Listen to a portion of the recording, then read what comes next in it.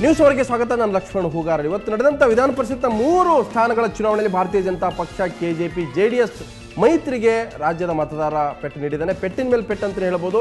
ವಿಧಾನಸಭಾ ಚುನಾವಣೆಯಲ್ಲಿ ಗೆದ್ದಂಥ ಕಾಂಗ್ರೆಸ್ ಈ ಬಾರಿ 2 ಲೋಕಸಭಾ ಚುನಾವಣೆ ಕೂಡ ಜಯಬೇರಿ ಬಾರಿಸಿತು. ಇವತ್ತು ನಡೆದಂಥ ವಿಧಾನ ಪರಿಷತ್ನಲ್ಲಿ 2 ಸ್ಥಾನಗಳನ್ನು ತನ್ನ ಬುಟ್ಟಿಗೆ ಹಾಕೊಂಡ್ರೆ ಒಂದು ಕ್ಷೇತ್ರದಲ್ಲಿ ಪಕ್ಷೇತರ ಅಭ್ಯರ್ಥಿ ಹಾಲಪ್ಪ ಆಚಾರ್ಯ ಗೆದ್ದಿದ್ದಾರೆ. ಸೊ ಈ ಮೂಲಕ 3 ಸ್ಥಾನಗಳನ್ನು ಉಳಿಸ್ಕೊಳ್ಳೋದರಲ್ಲಿ ಭಾರತೀಯ ಜನತಾ ಪಕ್ಷ ಹಿನ್ನಡೆ ಅನುಭವಿಸಿದೆ, ಪೆಟ್ಟನ್ನು ತಿಂದಿದೆ. ಸೊ ಇದರ ಚರ್ಚೆಯನ್ನು ಮಾಡ್ತೀನಿ. ಮೊದಲಿಗೆ ಈ 3 ವಿಧಾನ ಪರಿಷತ್ ಚುನಾವಣೆಯಲ್ಲಿ ಯಾವ ರೀತಿಯಾದಂಥ ಸೋಲು ಮತ್ತು ಗೆಲುವಾಗಿದೆ ಅದ್ರ ಬಗ್ಗೆ ಒಂದು ಪ್ಯಾಕೇಜ್ ನೋಡ್ಕೊಂಬರೋಣ.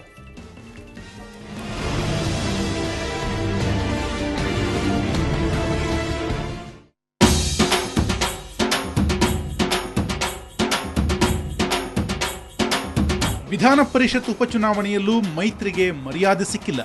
ಧಾರವಾಡದಲ್ಲೂ ಕಾಂಗ್ರೆಸ್ ಕೇಕೆ ಹಾಕಿದೆ. ಬಿಜೆಪಿ ಕೆಜೆಪಿ ಮೈತ್ರಿಗೆ ಭಾರೀ ಮುಖಭಂಗವಾಗಿದೆ. ಮಾಜಿ ಸಿಎಂ ಶೆಟ್ಟರ್ ಸಹೋದರ ಪ್ರದೀಪ್ ಶೆಟ್ಟರ್ ಸೋಲುಂಡಿದ್ದಾರೆ. ಮತ ಎಣಿಕೆಯಲ್ಲಿ ಬಿರುಸಿನ ಸ್ಪರ್ಧೆ ಕಂಡು ಬಂದರೂ ಕಾಂಗ್ರೆಸ್ ಅಭ್ಯರ್ಥಿ ಗೆಲುವಿನ ನಗೆ ಬೀರಿದ್ರು. 40 ಮತಗಳಿಂದ ನಾಗರಾಜ್ ಛಬ್ಬಿ ಜಯಭೇರಿ ಬಾರಿಸಿದ್ದಾರೆ.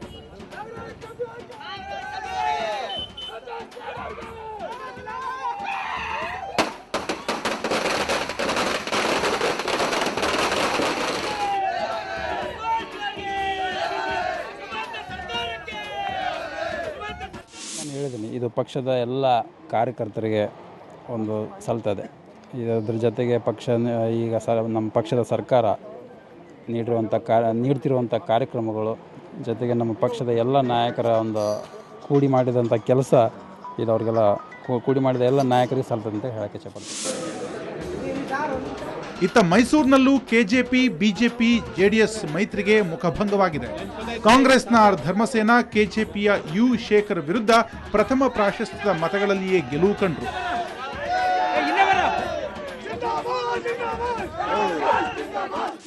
ಇದು ಸನ್ಮಾನ್ಯ ಮುಖ್ಯಮಂತ್ರಿಗಳಾದಂಥ ಸಿದ್ದರಾಮಯ್ಯ ಸಾಹೇಬರು ಈ ಜಿಲ್ಲೆಯಲ್ಲಿ ಅವರ ರಾಜಕೀಯ ಜೀವನದಿಂದ ಹಿಡಿದು ಇವತ್ತಿನವರೆಗೂ ಕೂಡ ಅವರು ಮಾಡಿದಂಥ ಪ್ರಾಮಾಣಿಕ ರಾಜಕೀಯ ಸೇವೆಯನ್ನು ಗುರುತಿಸಿ ಮತದಾರರು ಹಾಗೂ ನಮ್ಮ ಮೈಸೂರು ಜಿಲ್ಲಾ ಕಾಂಗ್ರೆಸ್ನಲ್ಲಿ ಇರ್ತಕ್ಕಂಥ ಚಾಮರಾಜನಗರ ಭಾಗದ ಜಿಲ್ಲಾ ಇತರ ಎಲ್ಲ ನಮ್ಮ ಮುಖಂಡರುಗಳಿಗೆ ಈ ಜಯ ಸಲ್ಲಬೇಕಾಗತ್ತೆ.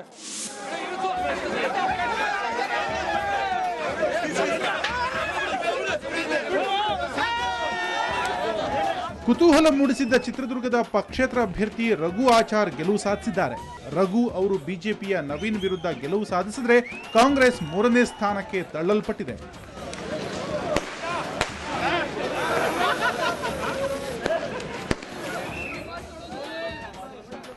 ಒಟ್ಟಾರೆ ಲೋಕಸಭೆ ಬೈ ಎಲೆಕ್ಷನ್ ಬಳಿಕ ಪರಿಷತ್ ಚುನಾವಣೆಯಲ್ಲೂ ಜಯಗಳಿಸಿರೋದು ಸರ್ಕಾರಕ್ಕೆ ಮತ್ತಷ್ಟು ಬಲ ತಂದುಕೊಟ್ಟಿದೆ.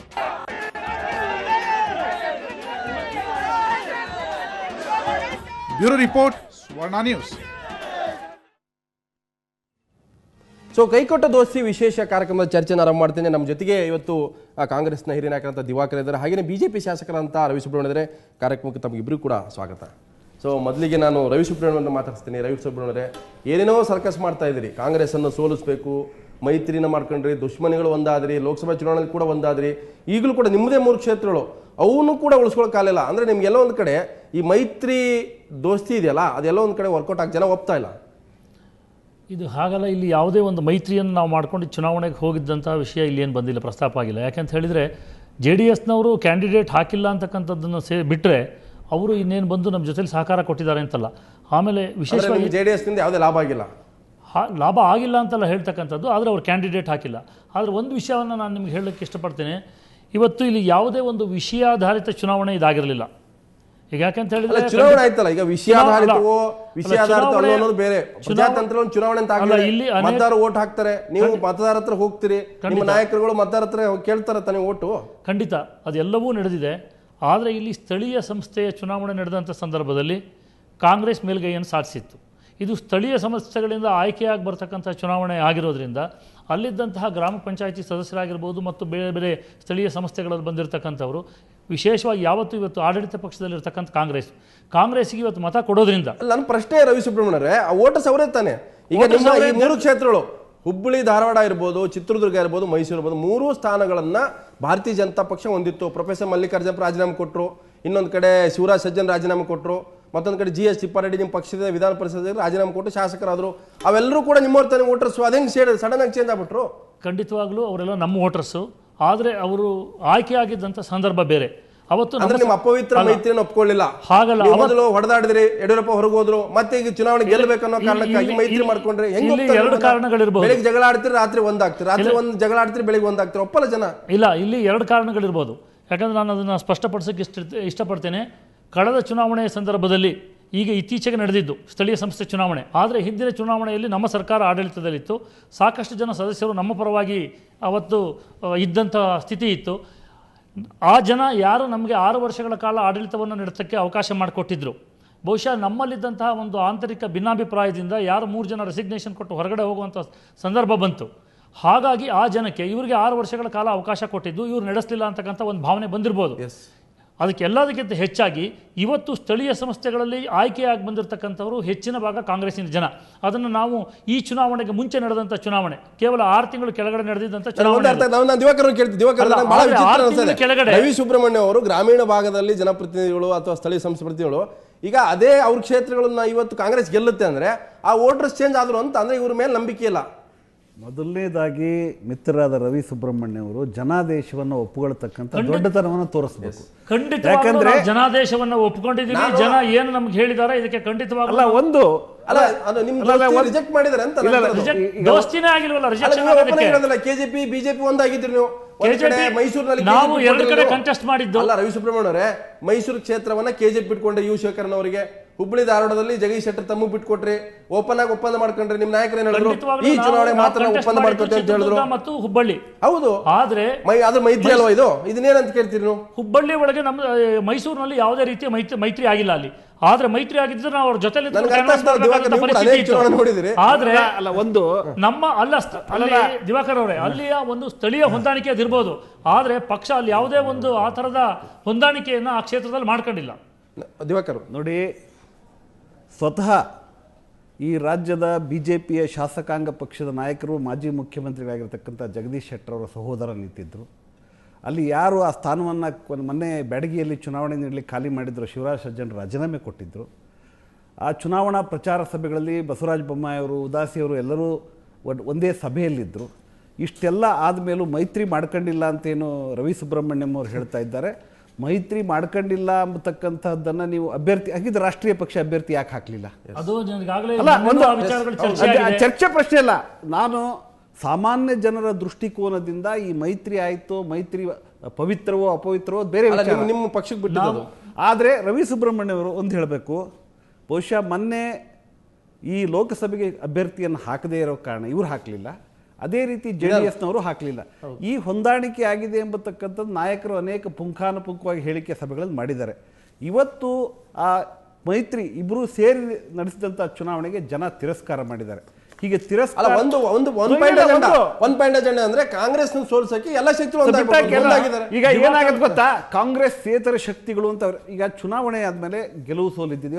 ಉದಾಹರಣೆಗೆ ಚಿತ್ರದುರ್ಗದಲ್ಲಿ ಈ 2 ಮೈತ್ರಿಕೂಟಗಳು ಒಬ್ಬ ಪಕ್ಷೇತರ ಅಭ್ಯರ್ಥಿ ಆಯ್ಕೆ ಆಗಿದ್ದಾರೆ. ಇದನ್ನೆಲ್ಲ ಗಮನಿಸಿ ರಾಜಕೀಯ ವಿಶ್ಲೇಷಣೆ ಮಾಡೋ ಸಂದರ್ಭದಲ್ಲಿ ಒಂದಂತೂ ಬಹಳ ಸ್ಪಷ್ಟವಾಗಿ ಹೇಳಬೇಕು, ಮೈತ್ರಿ ಮಾಡ್ಕೊಂಡಿಲ್ಲ ಅಂತ ಹೇಳೋರು ಲೋಕಸಭೆ ಚುನಾವಣೆ ಅನಂತ ಕುಮಾರಸ್ವಾಮಿ ಅವರ ಪಕ್ಕದಲ್ಲಿ BJP ಅಶೋಕ್ ಅವರು ಭಾಷಣ ಮಾಡಿದ್ದು ನಾವೇ ಮಾಧ್ಯಮದಲ್ಲಿ ನೋಡಿದ್ದೀವಿ. ನೋಡಿ, ಇದು ಸಹಕಾರ ಅಂತ ಕರೀರಿ, ಮೈತ್ರಿ ಅಂತ ಕರ್ಕೊಳ್ರಿ, ಒಳ ಒಪ್ಪಂದ ಅಂತ ಕರ್ಕೊಳ್ಳಿ, ಅಥವಾ ಬದುಕಲಿಕ್ಕೋಸ್ಕರ ನಡೆಸಿದ ಅಡ್ಜಸ್ಟ್ಮೆಂಟ್ ಅಂತ ಕರೀರಿ, ಇದೆಲ್ಲವನ್ನು ಜನ ತಿರಸ್ಕಾರ ಮಾಡಿ ಯಾವುದೇ ವ್ಯಾಖ್ಯಾನ ಮಾಡಿದ್ರು ಜನ ಇದನ್ನು ಚರ್ಚೆ ಮಾಡ್ತೀನಿ. ಒಂದಷ್ಟು ಪಾಯಿಂಟ್ಗಳಿವೆ, ನಾವು ಗ್ರಾಫಿಕ್ಸ್ ಪಾಯಿಂಟ್ ಮಾಡ್ಕೊಂಡೆ ನಾನು ಮೊದಲಿಗೆ. ಸೊ ಆ ಪಾಯಿಂಟ್ ನಾನು ಚರ್ಚೆ ಮಾಡ್ತೀನಿ. ಹಾಗೇನೆ KJPಯ ನಾಯಕರು ಮಾಜಿ ಶಾಸಕನ BP ಹರೀಶ್ ಕೂಡ ದಾವಣಗೆರೆ ನಮ್ಮ ಜೊತೆ ಚರ್ಚೆಯಲ್ಲಿ ಭಾಗಿಯಾಗ್ತಾರೆ. ಮೊದಲಿಗೆ ಹೇಗೆ ಕೈ ಕೊಡ್ತು ದೋಸ್ತಿ ಅನ್ನುವಂಥದ್ರ ಬಗ್ಗೆ ಒಂದಷ್ಟು ಪಾಯಿಂಟ್ಗಳಿದೆ, ನೋಡೋಣ. ದುಶ್ಮನಿಗಳ ದೋಸ್ತಿ ರಾಜಕಾರಣಕ್ಕೆ ಪೆಟ್ಟಿನ ಮೇಲೆ ಪೆಟ್ಟು. ಯಾಕಂತಂದ್ರೆ ಲೋಕಸಭಾ ಉಪಚುನಾವಣೆ ಬೆಂಗಳೂರು ಗ್ರಾಮಾಂತರ ಮತ್ತು ಮಂಡ್ಯದಲ್ಲಿ JDS BJP KJP ಏನೇ ರಾಜಕೀಯ ಒಳಪಂದ ಮಾಡಿಕೊಂಡ್ರು ಕೂಡ ಅಲ್ಲಿ ಜನ ತಿರಸ್ಕಾರ ಮಾಡಿದ್ರು. ಹಾಗೆ ಇವತ್ತು ವಿಧಾನ ಪರಿಷತ್ ಚುನಾವಣೆ ಕೂಡ ಪೆಟ್ಟನ್ನು ಕೊಟ್ಟಿದ್ದಾರೆ. ಅಂದ್ರೆ ಕಾಂಗ್ರೆಸ್ನ ಅಭ್ಯರ್ಥಿಗಳು ಗೆಲುವನ್ನು ಸಾಧಿಸುವ ಮೂಲಕ BJP KJP JDS ದೋಸ್ತಿಗೆ ಒಪ್ಪಿಲ್ಲ.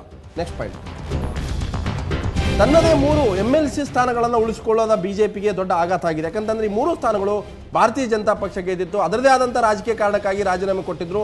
ಆದರೆ ಇವತ್ತು ಆ ಸ್ಥಾನಗಳು ಅದಲು ಬದಲಾಗಿದ್ದಾವೆ. ಭಾರತೀಯ ಜನತಾ ಪಕ್ಷಕ್ಕೆ, ಕರ್ನಾಟಕ ಜನತಾ ಪಕ್ಷಕ್ಕೆ ದೊಡ್ಡ ಪೆಟ್ಟು ಬಿದ್ದಿದೆ. ಮುಂದಿನ ಸ್ವತಃ ಮಾಜಿ ಸಿಎಂ ಜಗದೀಶ್ ಶೆಟ್ಟರ್ ಸಹೋದರ ಇಲ್ಲಿ ಪ್ರದೀಪ್ ಶೆಟ್ಟರ್ ಚುನಾವಣೆ ನಿಂತಿದ್ರು. ಆ ಕಾರಣಕ್ಕಾಗಿ ಜಗದೀಶ್ ಶೆಟ್ಟರ್ ಯಡಿಯೂರಪ್ಪನವರು ಕೂಡ ಬಹಳ ದೊಡ್ಡ ಮೈತ್ರಿಯನ್ನು ಕೂಡ ಮಾಡಿಕೊಂಡ್ರು, ಘೋಷಣೆಯನ್ನು ಕೂಡ ಮಾಡಿದ್ರು. ಶೆಟ್ಟರ್ ಅವರು ನಿಮ್ಮ ತಮ್ಮಗೆ ಈ ಸ್ಥಾನ ಬಿಟ್ಕೊಡ್ತೀನಿ, ನನಗೆ ಮೈಸೂರು ಬಿಟ್ಕೊಡಿ ಅಂತ ಮಾತುಕತೆ ಆಯಿತು. ಆದರೆ ಸೋಲಿನ ರುಚಿ ಶೆಟ್ಟರ್ ಮತ್ತು ಯಡಿಯೂರಪ್ಪನವರು ತಿನ್ನಲೇಬೇಕಾಯಿತು. ಸೊ ಮಾಡಿಕೊಂಡ ಮೈತ್ರಿಯಂತೆ ಮೂರು ಪಕ್ಷಗಳು ಪರಸ್ಪರ ಅಪನಂಬಿಕೆಯಲ್ಲಿ ಸೋಲುಂಡು ಅನ್ನುವಂಥ ಮಾತಿದೆ. ಇಲ್ಲಿ ಮೈತ್ರಿ ಮಾಡ್ಕೊಂಡಿದ್ದಾರೆ, ಆದರೆ ಎರಡೂ ಪಕ್ಷಗಳಲ್ಲೂ ಕೂಡ ಪರಸ್ಪರವಾಗಿ ಯಾರೂ ಕೆಲಸ ಮಾಡಿಲ್ಲ. ಎಲ್ಲರೂ ಕೂಡ ಮೂರು ಗುಂಪುಗಳು, ನಾಲ್ಕು ಗುಂಪುಗಳು ಅನ್ನುವಂಥ ರೀತಿ ಕೆಲಸ ಆಗಿದೆ. ಬಹುತೇಕ ಮೈತ್ರಿ ಮೇಲ್ನೋಟಕ್ಕಿತ್ತು, ಒಳಗಡೆ ಮೈತ್ರಿಗೆ ವಿರುದ್ಧವಾದಂಥ ಕೆಲಸ ಆಗಿದೆ ಅನ್ನುವಂಥದ್ದು ಆ ಸೋಲಿನಿಂದ ಸ್ಪಷ್ಟ ಆಗುತ್ತೆ. ಬಿಜೆಪಿ ಕೆಜೆಪಿ ಜೆಡಿಎಸ್ ಮೈತ್ರಿ ಪ್ರಯೋಗಕ್ಕೆ ಭಾರಿ ಹಿನ್ನಡೆ. ಕಾಂಗ್ರೆಸ್ ವಿರೋಧಿ ಶಕ್ತಿಗಳನ್ನು ಒಗ್ಗೂಡಿಸುವಂಥ ಬಿಜೆಪಿ ಇರ್ಬೋದು, ಕೆಜೆಪಿ ಇರ್ಬೋದು, ಜೆಡಿಎಸ್ ಇರ್ಬೋದು, ಆ ಪ್ರಯತ್ನಗಳು ಎರಡು ಬಾರಿ ಫೇಲ್ ಆಯಿತು. ಒಂದು ಉಪಚುನಾವಣೆ ಲೋಕಸಭೆಯಲ್ಲಿ, ಮತ್ತೊಂದು ಕಡೆ ಇವತ್ತು ನಡೆದಂಥ ವಿಧಾನ ಪರಿಷತ್ ಚುನಾವಣೆಯಲ್ಲಿ. ಬಹುತೇಕ ಇದು ದೊಡ್ಡ ಹಿನ್ನಡೆ ಈ ರೀತಿಯ ಕಾಂಗ್ರೆಸ್ ವಿರೋಧಿ ಮೈತ್ರಿಕೂಟಕ್ಕೆ. ಲಾಸ್ಟ್ ಪಾಯಿಂಟ್ ನೋಡೋಣ. ಲೋಕಸಭಾ ಚುನಾವಣೆಯಲ್ಲಿ ಈ ಮೈತ್ರಿ ಮುಂದುವರಿಯುತ್ತಾ ಅನ್ನುವಂಥ ಅನುಮಾನ ಇದೆ. ಯಾಕಂತಂದರೆ ಎರಡು ಏನು ಪ್ರಯೋಗಗಳಿದ್ದಾವೆ, ಅದೊಂದು ರೀತಿ ಪೈಲಟ್ ಪ್ರಾಜೆಕ್ಟ್ ಅಂತ ಹೇಳ್ಬೋದು. ಬಹುತೇಕ ಒಂದ್ಸಲ ಪೈಲಟ್ ಪ್ರಾಜೆಕ್ಟ್ ಫೇಲ್ ಆದರೆ ಮುಂದಕ್ಕೆ ಹೋಗೋದು ಕಷ್ಟ ಆಗುತ್ತೆ. ಅಂಥ ಅನುಮಾನದ ಗೆರೆ ಅಂಥ ಅನುಮಾನದ ಒಂದು ಪ್ರಶ್ನೆ ಕೂಡ ಸಹಜವಾಗಿ ರಾಜಕೀಯ ರಂಗದಲ್ಲಿ ಕಂಡು ಬರ್ತಾ ಇದೆ. ಸೊ ಎಲ್ಲ ಅಂಶಗಳಿದೆ. ಇನ್ನಷ್ಟು ಕೂಡ ಚರ್ಚೆ ನಾನು ಮಾಡ್ತೀನಿ. ನನ್ನ ಜೊತೆಗೆ ಕೆಜೆಪಿಯ ನಾಯಕರು ಮಾಜಿ ಶಾಸಕ ಬಿ ಪಿ ಹರೀಶ್ ಚರ್ಚೆ ಬಗ್ಗೆ ಮತ್ತಷ್ಟು ಚರ್ಚೆ ಮಾಡ್ತಾರೆ. ಅದಕ್ಕಿಂತ ಮೊದಲು ಒಂದು ಬ್ರೇಕ್.